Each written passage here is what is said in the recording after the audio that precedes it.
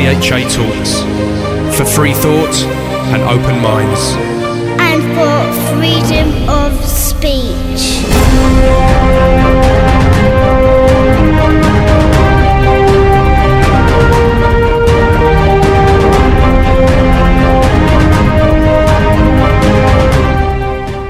Hello, I'm Paul Obatelli and welcome to another edition of THA Talks, the alternative podcast show from the UK. Our talks include news, conspiracies, spirituality, the occult, science, history, art, philosophy, religion, and much more. If you'd like to check out our full archive, just go to www.thatalks.com to listen to or to download all our free content. And if there's anyone who'd like to contact us and give us some feedback, maybe you'd like to recommend a guest for the show, you can email us info@thatalks.com. And don't forget, you can subscribe to our show via our RSS feed, or you can find us on iTunes, Stitcher, Spotify, YouTube, and many other podcast directories out there.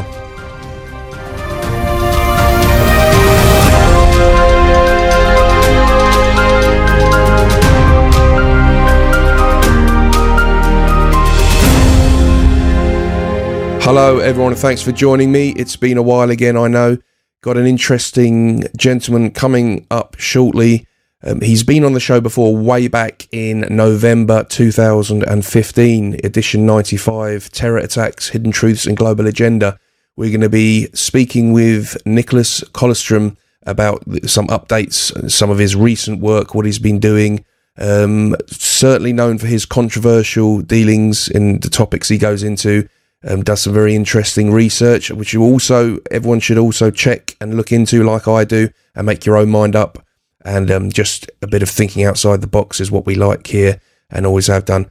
So I do want to get some stuff on Brexit covered shortly as well, because it's really heating up here now in the UK with the new Prime Minister Boris Johnson pushing for that Brexit, which the people voted for 3 years ago. But there's politicians that are absolutely working around the clock to stop it from happening, and lead us to, I really don't know, but it's very strange times, and I do want to cover that subject as we lead up to that big date where we're supposed to be leaving the European Union. But for now, we've got some other tasty stuff with Nicholas Kollerstrom, who's here with us now. How are you doing, Nicholas?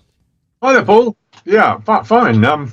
It's good to have you. It's good to have you back. It's a very intense, intriguing moment in British politics. Oh yeah, absolutely. Well, I think the last time you came on, it was November 2015, and obviously so much has happened since then. I know you're always writing new stuff, books and blogs and stuff like that you've got out, as well as your Keep Talking group and stuff. So I was about to start off with you let us know how that's been going, because I think that's quite a long-standing group you've had there, that Keep Talking Truth Movement group.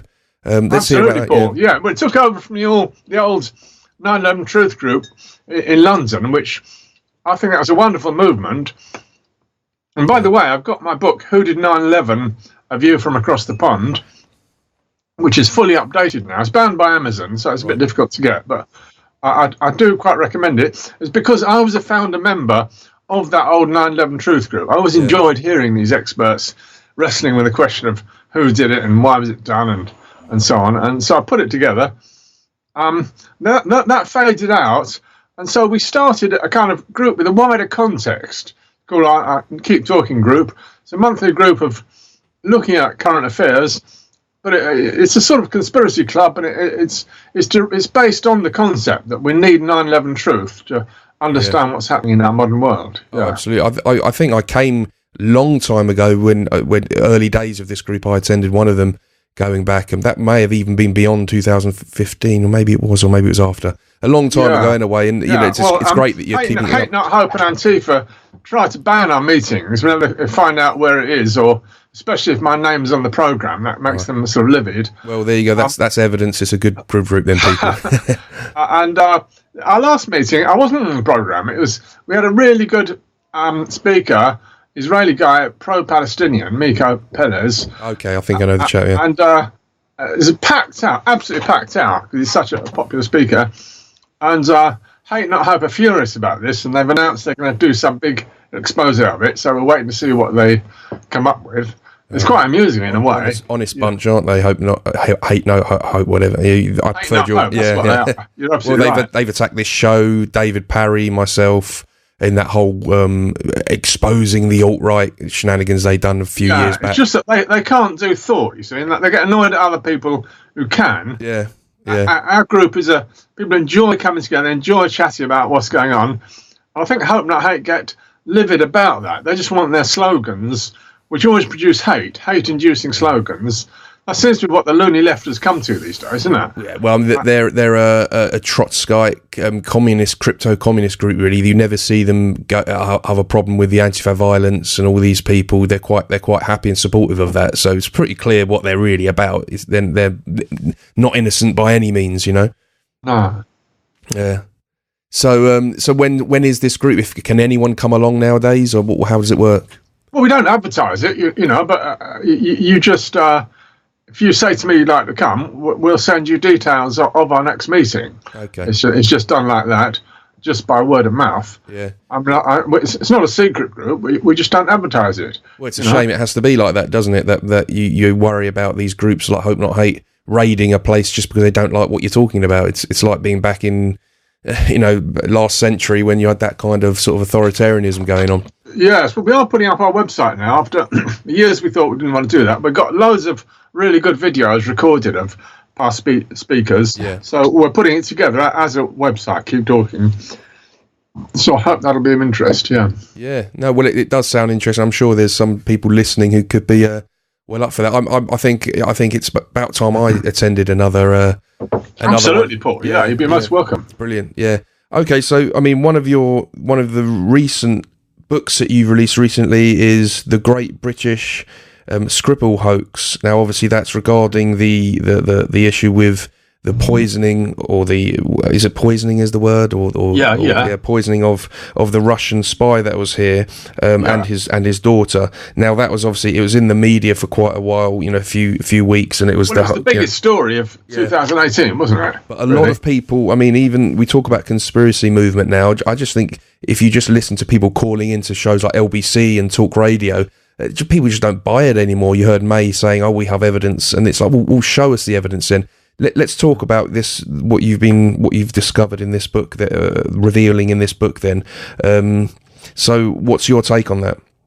Yeah, well, people come very quickly to the story. You get given stories from the media, which are always about hate and fear to make you frightened of stuff. Yeah. That is always the recipe.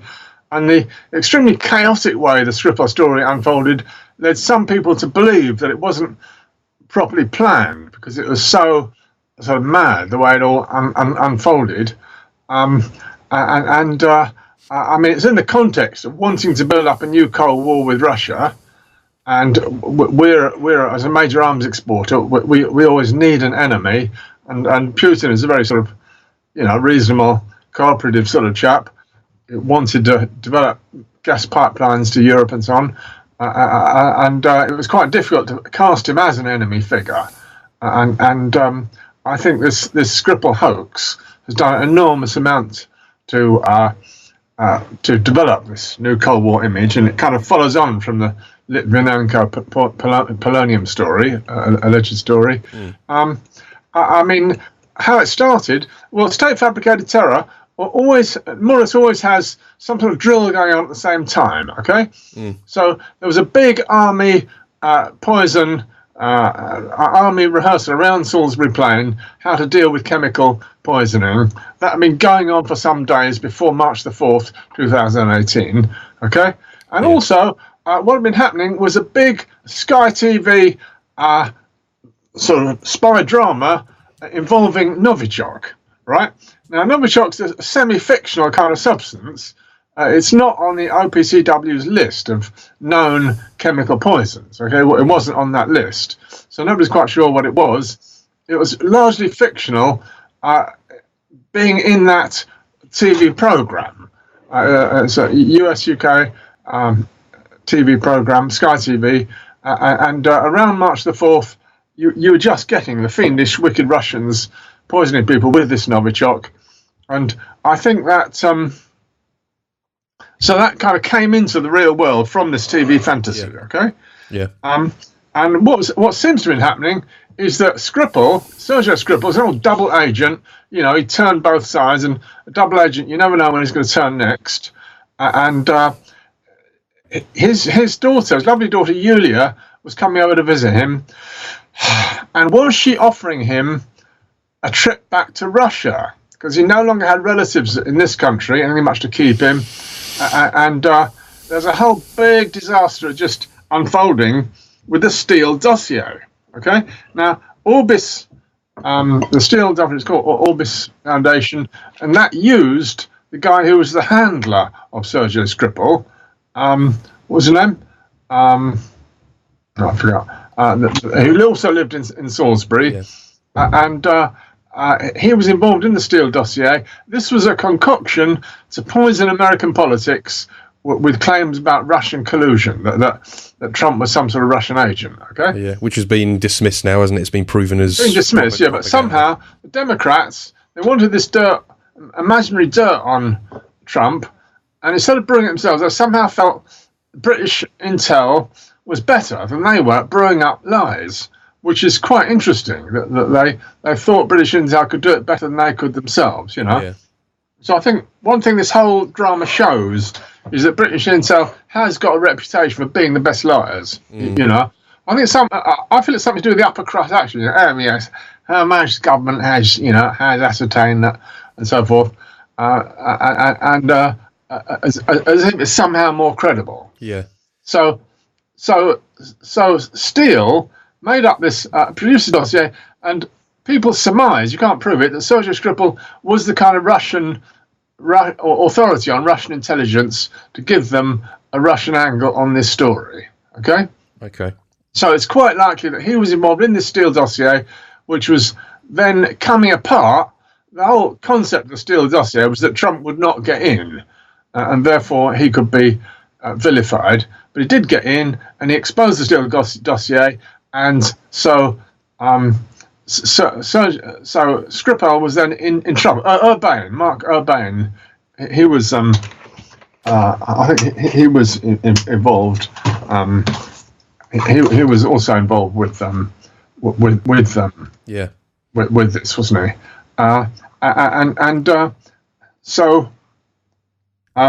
Mark Urban. Sorry, he was he was in the British Army, and he had British intelligence, and he had the remarkable.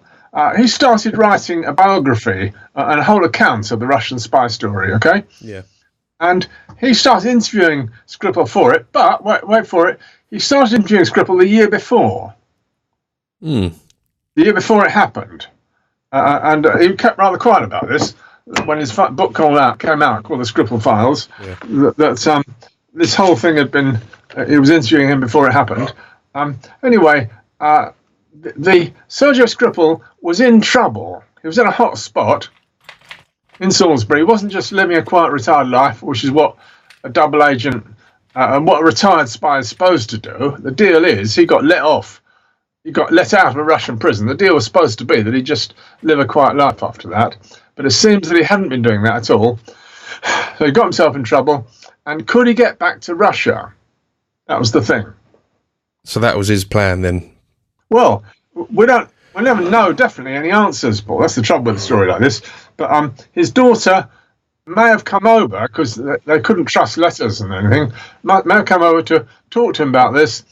And those two rather comic-looking Russian agents that came over, that were there the same day, nobody quite knows what they were there for, according to a British intelligence source called Bellingcat, they had 2 tickets on the plane going out and 3 tickets going back. They had a spare ticket for going back. Yeah.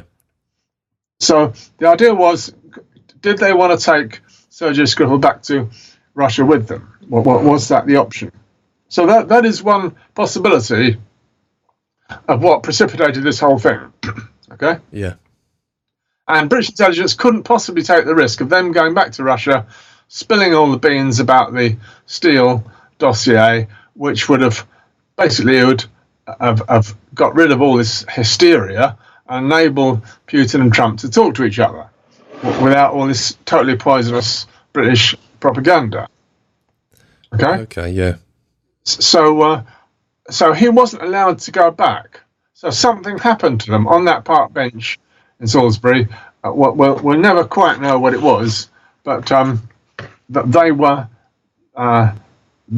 were suddenly taken to Salisbury Hospital, it seems, and there was some substance that they had taken.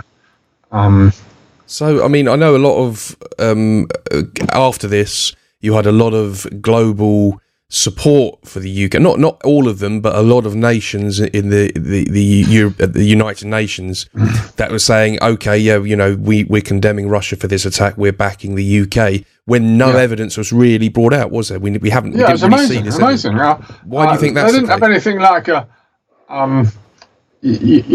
sample that could be shown of this poison, and I mean, what evidence was there? There was nobody went to see them in hospital. Yeah. Nobody could see them in this hospital. No one was allowed to contact them, and then suddenly, 200 ambassadors were expelled. For all the NATO countries expelled their Russian ambassadors. Okay. Yeah. And especially America expelled loads of them, which was very extraordinary that it would be on such a. You'd have thought British intelligence was rather discredited after the Iraq War, when it was, a total British pack of lies from British government. But no, they expelled their ambassadors, and then what happened? What happened was that Yulia, in hospital, managed to get somebody's mobile phone, and we assume she knew the phone number of her cousin Victoria in Moscow. Okay, and she phoned up, and there's a kind of phone record of them speaking to each other, which lasted, I think, a minute and a half, and she said that she woke up over a week ago, and she said everything is okay. She said, let's talk later. And sure, everything is okay. Everything's okay. He's resting now. He's sleeping, i.e. her father. Everyone's health is okay. No one has had any irreversible harm. I'm being discharged soon. Okay? And Victoria then says, if I get my visa, I will fly to you. And Yulia says, nobody will give you a visa. So that sounds very genuine, that phone call, okay? Yeah. So suddenly that changed the whole thing. Suddenly those two are allegedly both alive. And the only thing that really died was the cat, right? Yulia's cat had apparently been put down. And you've got 200 diplomats expelled. So this story was in danger of becoming ludicrous. Okay? Yeah. So anyway, there's another extremely bizarre twist that Yulia made her only media appearance. This is 23rd of May. And she turned up and she read out a script. And the only trouble was that this didn't look like the old Yulia. The new Yulia was much more slimline and elegant, and the hair was parted on the other side. The old Yulia was a rather sort of frumpy, homely-looking lady. The pictures we have of her. Yeah. And this new slimline Yulia looked sort of very elegant, and the way she walked, and her hair rustled as she moved it. So a lot of people doubted, is this really the same person? Because you don't usually lose weight in hospital. Yeah. So that again was an extremely bizarre twist to the story. And that is, as it were, the last sighting of Yulia. So this whole story fades away with a lot of question marks. Is the real Yulia still alive? What have they done with her? And what was the point of that reappearance? So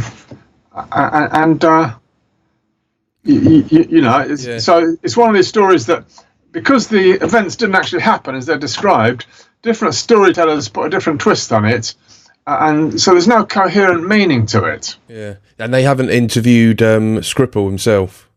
No. We don't know where either of them are. Because that's strange. If it 1 minute it was such a huge thing. Oh my God, Russia's attacked some of our citizens here, and then you don't even hear from him what he says about what. I mean, surely he might know what happened. Say, I think they must have done this or done that. Surely that's their opportunity, because we have had a couple Russians that were blamed for it, can't we? what were their names? I think I've got them here. No, I haven't. I thought I did. The two Russian chaps. Yeah, who, Alexander Petrov. That's it. Yeah, and Boshirov. Yeah, so they think they found the perpetrators of it. They've got the guy who was nearly killed. Why has it suddenly come to an end? We're not hearing any more of it. Let's just, by the way, appeal to any listeners. If you hear any story of where Yulia is, please get in touch with Paul. And we'd like to try and check it out. Absolutely, yeah, that'll be good. Because, now, after this story was threatened to become absurd and laughable because only the cat was dead, clearly British intelligence had to do something, okay? And what was required was a real death. Just before I tell that, let's say that in April, a month after the whole thing happened, there was a very similar parallel story in Syria and Damascus. Okay, an alleged chemical attack, white helmets in a hospital, children being gassed, and it was all a hoax. We had testimony from the hospital that nobody really was gassed. That's it. And this is a white helmet staging a thing. And the kid they used to do it was basically saying, no, they just grabbed me, started throwing water on me and stuff, and then started giving us biscuits to and people the still white helmet is very much a British Army creation. So I think it's we ought to talk a bit more about the way two different packs of lies were blossoming synchronously. Both involving gassing, chemical gassing in hospitals in two different countries. And part of the purpose is to baffle the public, do a general impression of fear. One was to demonise Assad, the other was to demonise Putin. That's right. I think we do need journalists. This country does need journalists who follow through the consequence of this untruth and dishonesty, and the way in which. We heard of these new initiatives from the deep state in England, like Integrity Initiative, which is a kind of it's some sort of British propaganda outfit for reactivating the Cold War. It was attacking Jeremy Corbyn quite a lot. And this Integrity Initiative. And also the Institute for Statecraft. They were getting government money.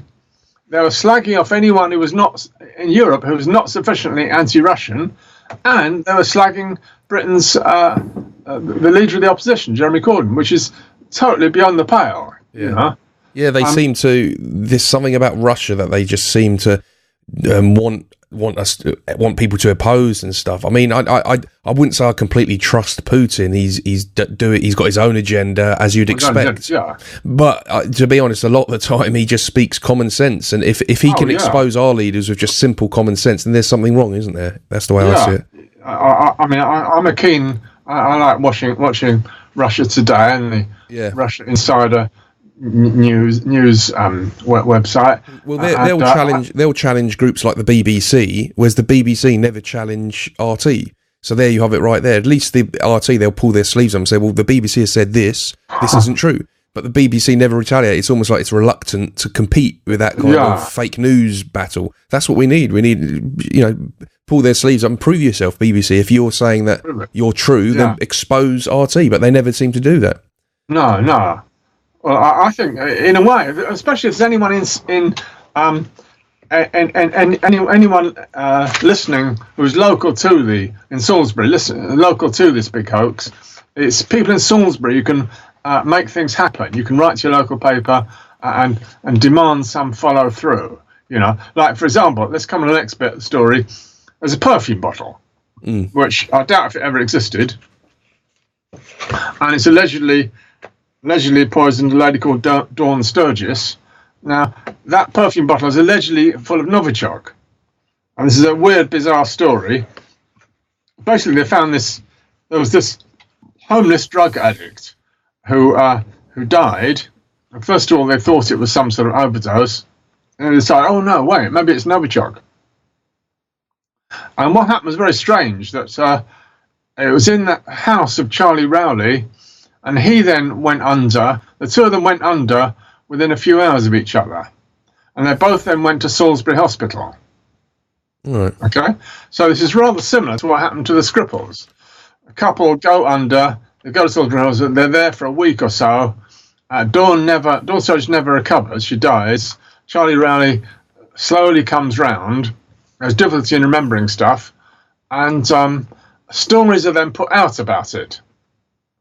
If you go through the media reports, this bottle is first reported in Charlie Rowley's home, which is Amesbury, a few miles away from Salisbury, and they were allegedly in the gardens of Salisbury the day before it happened to them. And people say, oh, did he pick it up there in a bin or something? So that became the main story, okay? Yeah. But he himself, Charlie Rowley, denied it. He was memory was rather full. He said, no, I definitely did not pick it up in that Salisbury Gardens, in any litter bin or Salisbury Gardens. He thinks he picked it up somewhere else. He's very definite he didn't do that. Yeah. So there's two ways in which he undermined the accepted story, as if he felt he's being manipulated. I mean, a year later, now, a year after it's all over, he does make comments about the British government has not been open or candid about what happened, and he feels that he's somehow being manipulated, okay? Yeah. And by the way, he's extremely ill and maybe blind, and his brother doesn't think he'll live much longer. So he is very much a victim of whatever happened, okay? Yeah. Now, what he said, he finally came out and said, oh, yeah, that bottle, it was totally wrapped up, unused in a plastic box. Now, that absolutely scuppers the official story, okay? So it was totally wrapped up, and so Charlie Rowley made the decision that if he was going to go along with this weird perfume bottle story, he was going to put in that it was unused, because obviously he'd look pretty silly giving.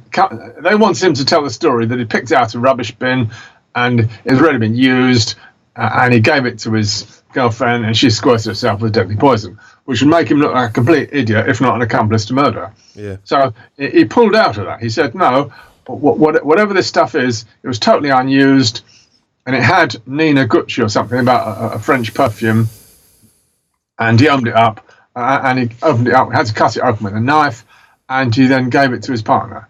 So that story he came out with cannot possibly connect with the earlier Salisbury story, can it? Yeah. And there's never really an explanation as to why they are saying Russia's just doing this to people. I mean, it just seems so silly and pointless. It's not really. What's the point? What is it? Yeah, what is the point? Yeah, especially with there was a big international football match in Moscow, wasn't there? That's right. A month or two later, and the idea that they'd want to do this then is quite mad. So I agree. There's no Russian connection. I think this is just totally brewed up by British intelligence. I mean, presumably there's some CIA input. You just never know, do you? Because they work so closely together.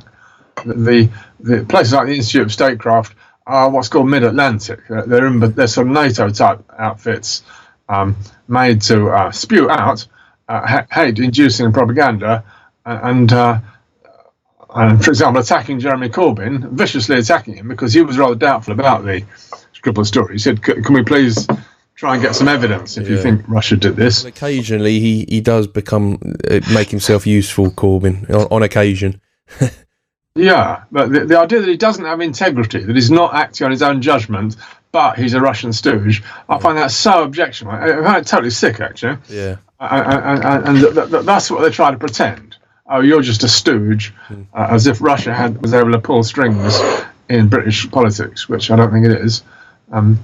So the whole story then fades away in a kind of every bit of it is silly and incredible. Yeah. Just about every part of it, and I feel it's worth telling the story because by narrating the story, we get over this illusory fear that the Empire wants to give us all the time. Oh yeah, no, it's as I said, it raises more questions than anything, and it's almost a bit embarrassing as well. You kind of look at the way that, I mean, even if it's true, the way they've dealt with it makes them look suspicious and stupid. I mean, just show the evidence, or give a reason as to what you think Russia are doing and why they're doing it. It's always so vague and just what are you talking just about? like the way that, first of all, they said, "Oh, was it something in his car? Did he get the poison by opening the door of his car?" And they decided, no, that wasn't credible. And they said, "Oh, there's this restaurant, the Zizi restaurant. Did a couple of Russian spooks somehow come in while they were having lunch in a restaurant and put some stuff on his plate?" And that's such a mad idea that they finally gave that up. But they did dismantle the entire restaurant, in an absurd theatrical manner. They closed it down and dismantled it. Then you see the nice happy picture of the two together in a pub. Yeah. And that pub's been closed down now. Oh yeah, close that down. They like closing down pubs anyway, I think. And then finally, about 2 weeks later, they say, "Oh, no, it must have been on his doorknob at home." The fiendish Russians came sometime at midday on the 4th and put this stuff on some sticky gel, which mysteriously turned into a perfume that could be sprayed later on. Okay, but then it was a sticky gel, which was put on his front door, and there was the best friend of Sergei Skripal. He drove up to get the two of them from the airport. A chap called Ross Cassidy, very straightforward guy. There are some honest people in this story, right? And Ross Cassidy pointed out, he said, he got that home, which is at the bottom of a cul-de-sac, and he was sitting in his office, and he'd see anyone coming up the cul-de-sac. So he said whenever he went to visit his friend Sergei would always open the door for him before he knocked, because he'd see him walking up the door, up the road. Okay. Yeah.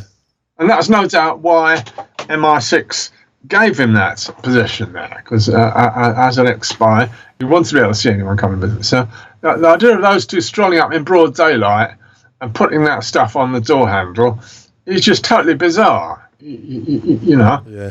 Didn't Donald Trump put sanctions on Russia because of this, though? Or am I wrong there? Absolutely, yeah.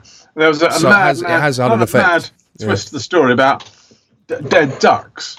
Might as well go into this. Just when you thought the story couldn't get any sillier, there's a new CIA chief called Gina Haspel. This was a year later, and she was known for the big thrill she gets watching people being tortured at Guantanamo Bay, right? Right. Just put that in. And she talked to Donald Trump, showing pictures of some children who are feeding ducks, and they'd got some bread from the Skripals. Skripals gave them some bread, and so the ducks were poisoned. So there's supposed to be some dead ducks, and apparently that moved the heart of the president. This story, right. And he expelled 60 diplomats after she urged him, and so the Wiltshire County Council had to put out a statement saying there are no dead ducks. I mean, that is just so absurd. Yeah. What can you say to it? The thing is, it's with Donald Trump. It's happened a few times with stuff that's gone on in Syria. When you get the whole sort of like globalist media creating their frenzy as they do, he kind of appeases them with doing something, and then you sort of, in hindsight, you look at it and you think, well, actually, he didn't really do very much. So I don't know how relevant these 60 diplomats, maybe they were going to go anyway at some, I don't know, but it seems like he does something and says, look, see, yeah, I've reacted to this big thing, and then you look back and think, well, he hasn't really done much, has he? It's somehow. No. Yeah. I mean, the real problem we got is the compliant media. The media print these daft stories, and they don't reflect on it afterwards. I mean, there ought to be a weekend, observer or something that will reflect on a totally incoherent, bizarre story. I mean, if you wanted to follow the truth of what happened with the Skripal story, there's very little you could read. You could read Craig Craig Murray, right? He blogs quite a lot on it. And for example, his article, "The Skripals, The Mystery Deepens," got 3,000 hits. And the other one is the Off Guardian. That's a website that's real journalists writing on that website. And I think that's achieved a very remarkable reputation for integrity, and that took apart the whole Skripal story. Yeah. Oh yeah. So it's I mean, and the thing is that for the fact it's just kind of come to nothing now, isn't it? We're a year or two later, and what did it achieve? It's almost like it didn't really work. People didn't buy it, so they've kind of just let it. Well, I think it worked in the sense that it left a whole lot of fear and nastiness hanging in the air. That was the purpose, and a sense of distrust of Russia, Putin, the bad guy. Yeah. That I think that was all its purpose was, and as you say, it just fades away. That's the trouble with these stories. Nothing is validated. All that's really happened is that 2 Russian citizens have been abducted. Yeah, and all the people that were defending the story and supporting it, you say to them now, so where are those questions? And they're quite content just to believe whatever they're forced, whatever they're hand-fed to believe, So yeah, I mean that's obviously when we've touched on that quite a bit, I think. But I mean the big one, one of the biggest conspiracy. I wouldn't even call it a theory personally myself. I think there's so much blatant holes in it. Is the 9/11 thing, and obviously this is what your group Keep Talking was based on 9/11 truth. Right. Yeah. It had such a big impact. 9/11 truth. It kind of just woke so many people up and created a massive movement that's ultimately led to where we are now. Really. 9/11, and I mean you still talk about this a lot, and I think it's probably still highly relevant even all these years later. So what are your views on the 9/11 movement, where it's taken us today? Do you think there's still stuff to be exposed about it? Do you think we still will get to a point? There's a terrific new movement, you see, of getting a legal inquiry in America. I think that's got a lot of action on it now. There's this group, the Architects and Engineers for 9/11 Truth, which has got over 3,000 members, and those are professional people, right? Professional architects and engineers that want to put their name down as belonging to this movement, and so I think that's very important, and that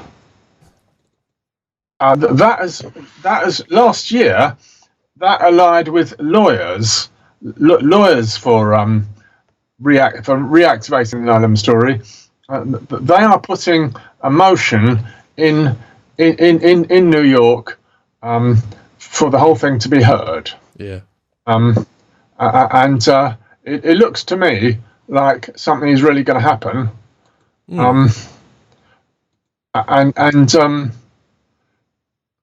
This has been.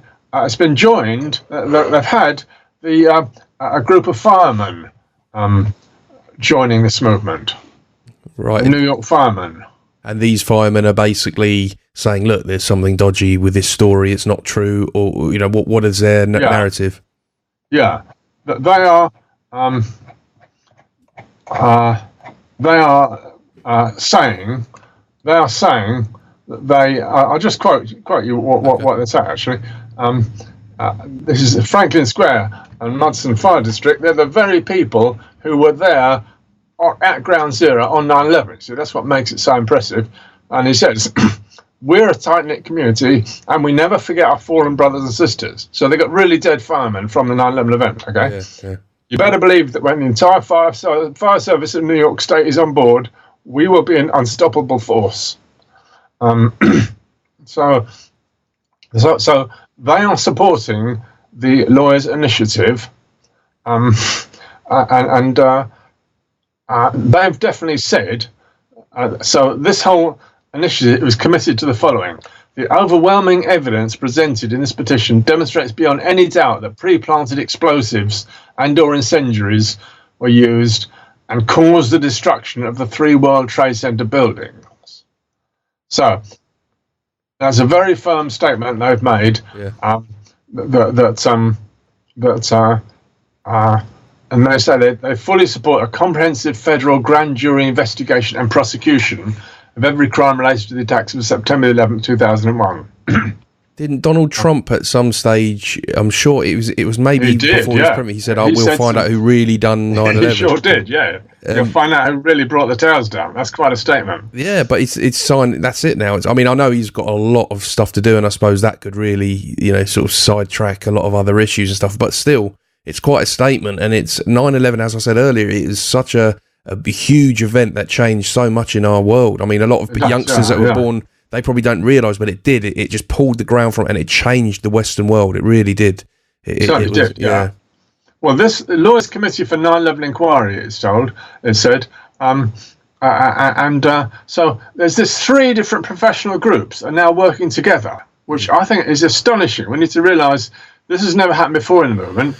We tend to think that 9/11 Truth is just a bunch of sort of unemployed yobbos, keyboard warriors, but these are professional people who've putting themselves above the parapet, by putting their names and committing themselves to wanting an inquiry.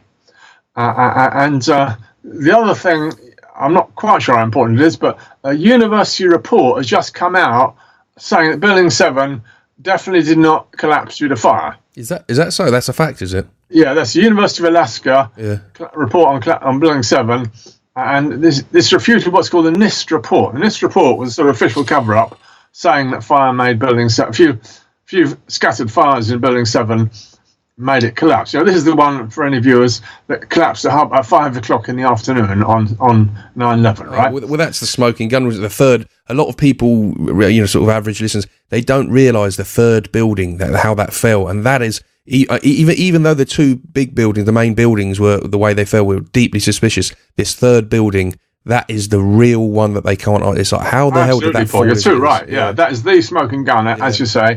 I would say it was meant to come down 11 o'clock in that morning with all the other buildings. They're all meant to fall down together. But Building 7 didn't quite work, and it didn't manage to blow itself up until 5 o'clock that afternoon, which is why you got a whole load of reports saying that it had already fallen. A whole lot of pre-scripted reports, especially the BBC reporting that Building 7 had collapsed half an hour before it did so. Yeah. Blimey, that was really weird. That was weird, because it's not as if as I said, you wouldn't expect that building to fall the way it did. It's like you're looking at it, it's up there. You're not going to go, that building's going to fall on its feet in a minute, because that just never happens. So no. Well, there's a lot of talk of people who were around that were told to get back by the fire people were told to get out of the building, and they were told to get back, and various people were saying them, coming from Mayor Giuliani's office, this is going to be pulled, or this is going to come down, get back. So there were reports being people that afternoon being told to get back, something was happening, don't go into Building 7, and it was pretty well empty. I think it was pretty well empty when it came down. Anyway, this University of Alaska report said the cause was the near simultaneous failure of every column in the building. Okay? Now that's a coded way of saying controlled demolition. Absolutely, yeah. So we got a university study saying that, and that is therefore endorsing this terrific momentum of 3 different professional groups. Now, last year we were all sort of expecting this legal inquiry to get nowhere because, we all feel that the law cannot be used against power. Yeah. It's only used against people like you and me who can't defend ourselves. I think this is a very impressive lineup. I can't readily see how it can not go anywhere. I think these firemen are very determined, and I suggest we all should keep a keen ear open for any developments in this. Yeah, no, I mean it's what you've told me there. That's just, it's amazing that it isn't really more in the mainstream. It just shows you. We already know that anyway. Recently, like with the whole Tommy Robinson thing and how he sort of exposed Panodrama on the Panorama. His documentary was called Panodrama on the BBC, basically, and exposing one of the most prestigious documentaries openly talking about lying. What anyone ever thinks about Tommy Robinson, whether you hate him or not, and whether they think he's something, he's this, something, he's that. The bottom line is he exposed that documentary, and it's only just now they've kind of just let the Sweeney chap go out the back door, and he's like left. Where was the outrage of some of its comments and what he was saying? It's anyone else, they would have been lynched in the media.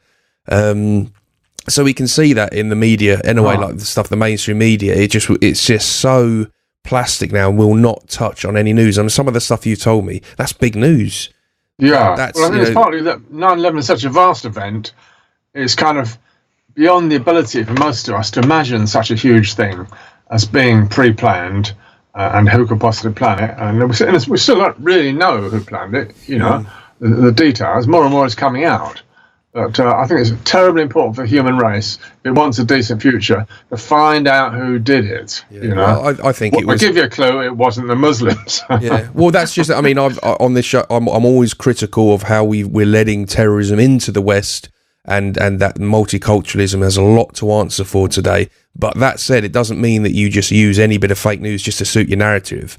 And this 9/11, it caused a massive war. Well, it caused two wars. They went to Afghanistan because of it. They went to Iraq because of it, and these were devastating. So you have to sometimes look and call out. There's a list of 7 wars. 7 countries are going to invade that mysteriously appeared a few weeks after 9/11, and obviously Syria. No, Iran. Iran is the last of them. Syria was the last but one.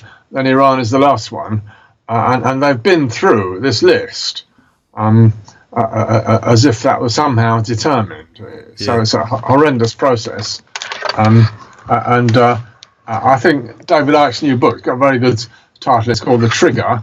Oh, yeah, yeah. By the way, this is his second book about 9/11, okay? And it's a monster, massive book, 900 pages, really big, small print.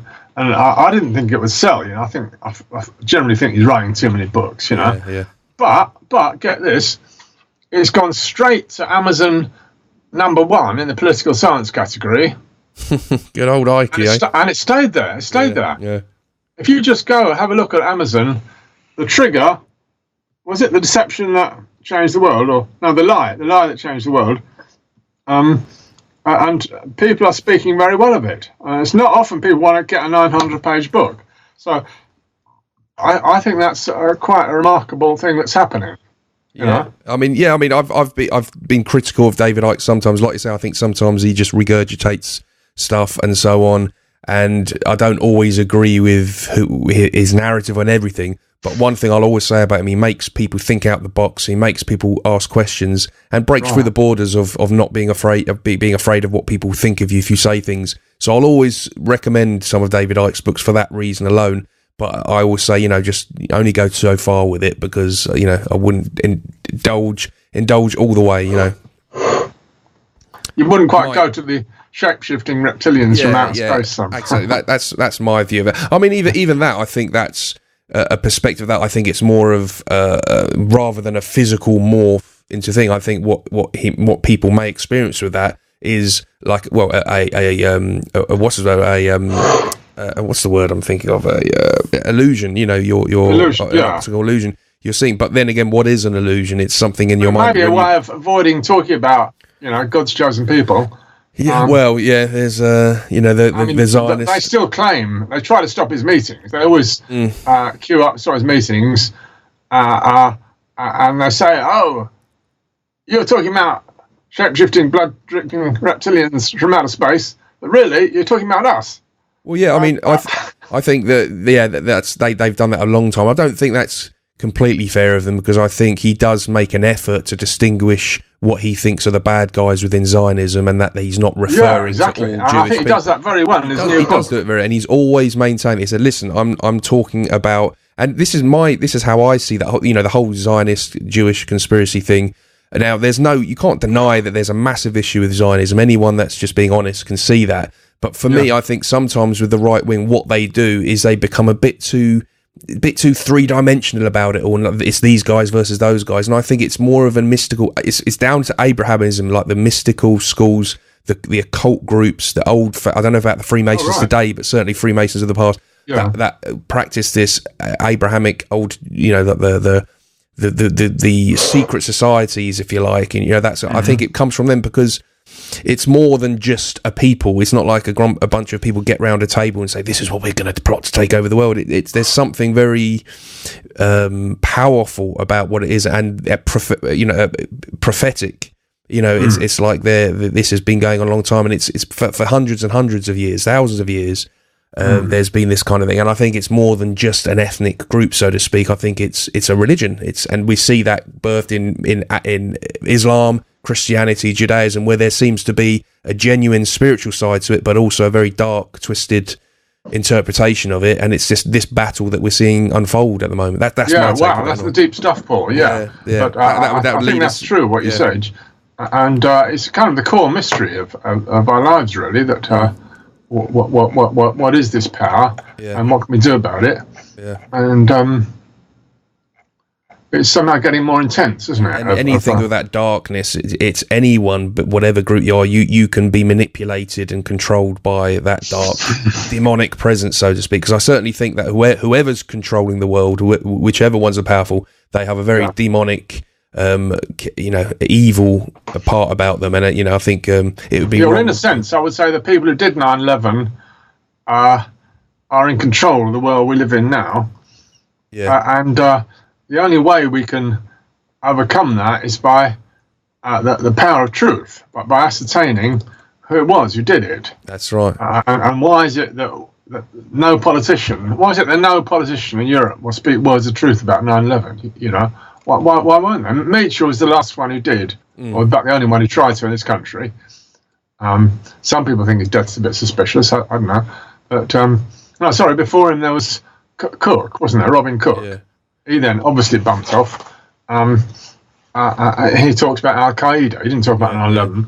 But we've got a situation where there are virtually no politicians. One or two politicians out of power. When they retire, we'll talk about it. But that's it.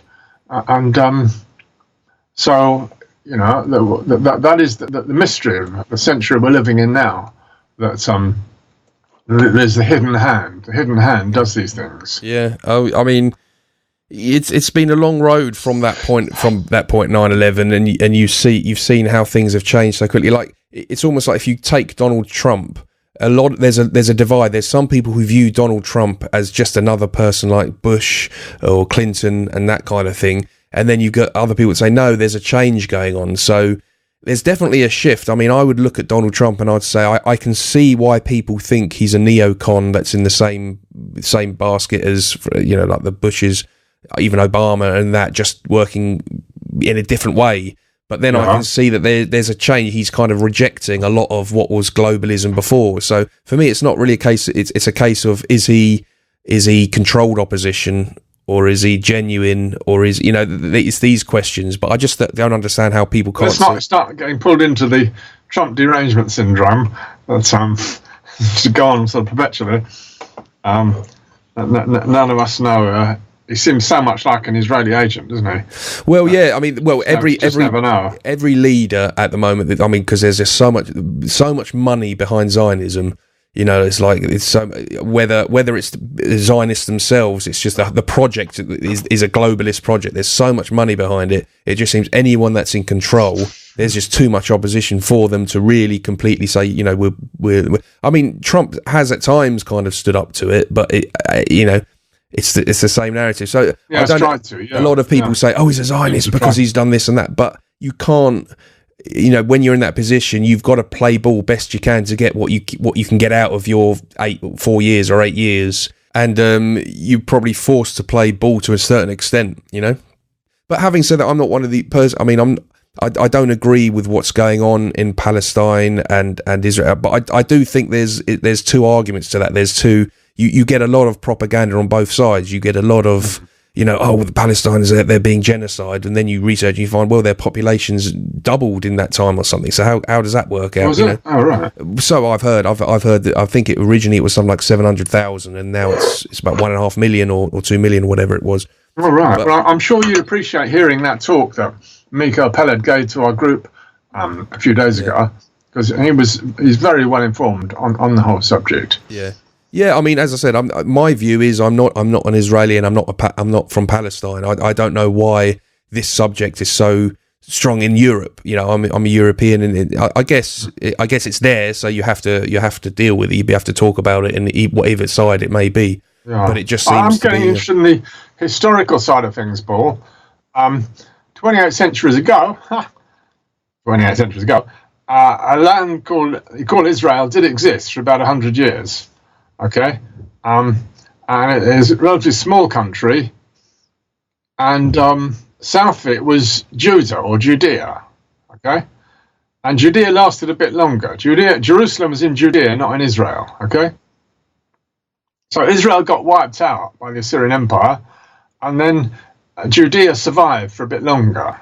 So the idea of the Jews, they kind of started to exist then, people in Judea. And that got wiped out, I think, in the 7th century.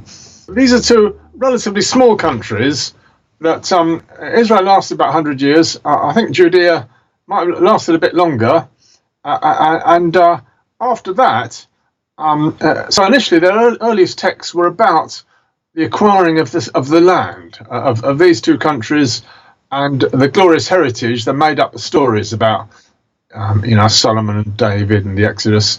These heroic stories to consolidate those nations. Okay, then those countries were wiped out, and you got what is more like a kind of religion saying God will give us our land back again. Eventually, we'll get it all back. So a kind of religion developed after that time. I feel that is maybe some value having a historical perspective like that. And the land they've now got as Israel is far larger than those countries that existed in ancient times. I mean, it goes down south much further than it did, and also didn't go all the way to the sea. I think the Philistines, the sea people, had towns on the Mediterranean coast. So I feel there is some value and interest in looking at the history, the extraordinary way in which a people have demanded to resuscitate a nation from 28 centuries ago, or 28 centuries ago. Feel they have a right to do that. Most countries can't remember back that far at all. I mean, that is a very extraordinary situation. Yeah. Paul, I think it's important to. I suggest, sorry, this is a rather big subject, perhaps going some other time, that there was no united empire of David and Solomon in the 10th century. That there was no big empire, that didn't exist at all. The fantasy of having a big empire from the Nile to the Euphrates, that existed in Egypt. The Egyptians had that big empire, and the storytellers, Hebrew storytellers, can imagine that. That is an imaginary glorious past that never existed. Okay, I think that's interesting. People say now Israel is aiming for a greater Israel, as if God promised them all that land. You know.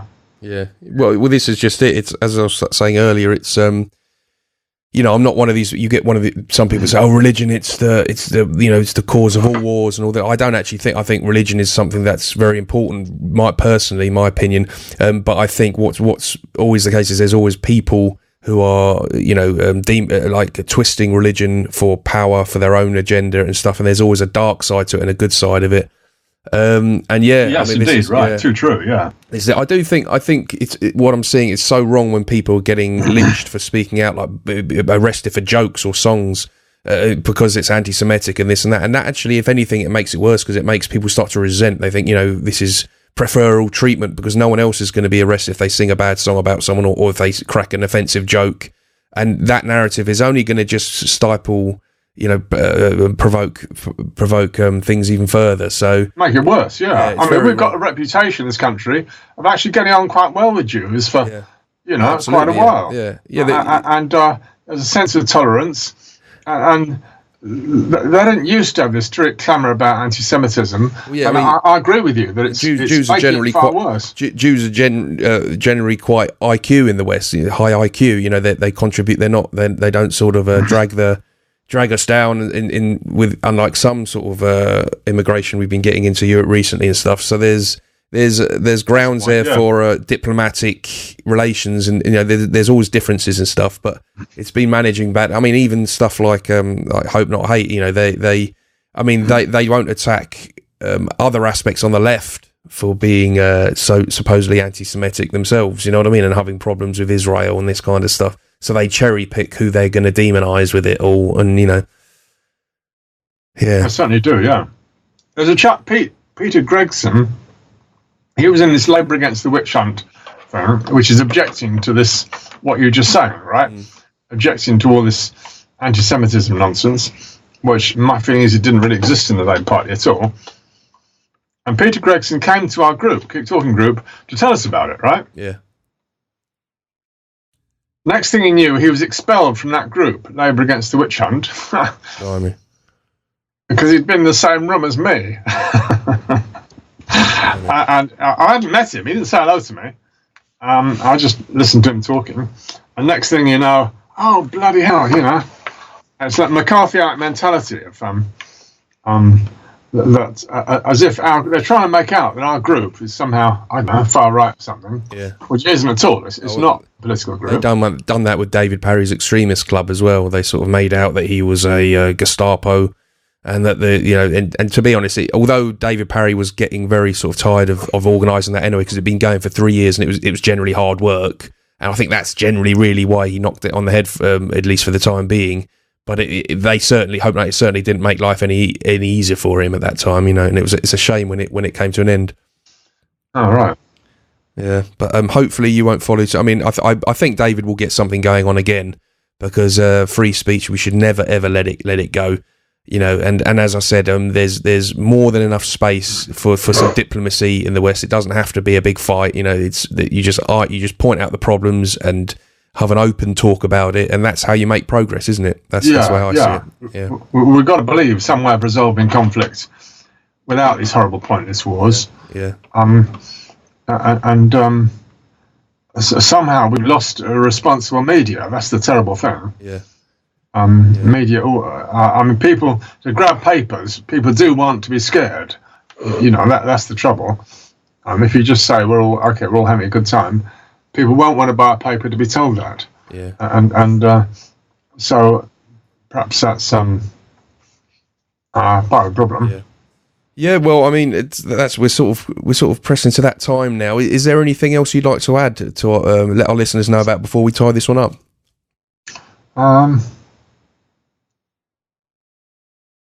Well, I think we've covered a wide range. We've covered quite a lot. Yes. Yeah. So basically, if anyone is interested to come to the Keep Talking group, basically just get in touch with you, and you'll give them some details on attending that. Any listeners, I recommend it. I went to one many years ago, but it's great for networking and for hearing people speak and talk about things. And that's what we got to. As David Parry says, we need more jaw, and less war. Right. And words should never be something that can hurt people so much that we can't say anything. On all sides, that's the way I see it. But thank you for coming on, Nicholas, and it'd be great to have you back on again.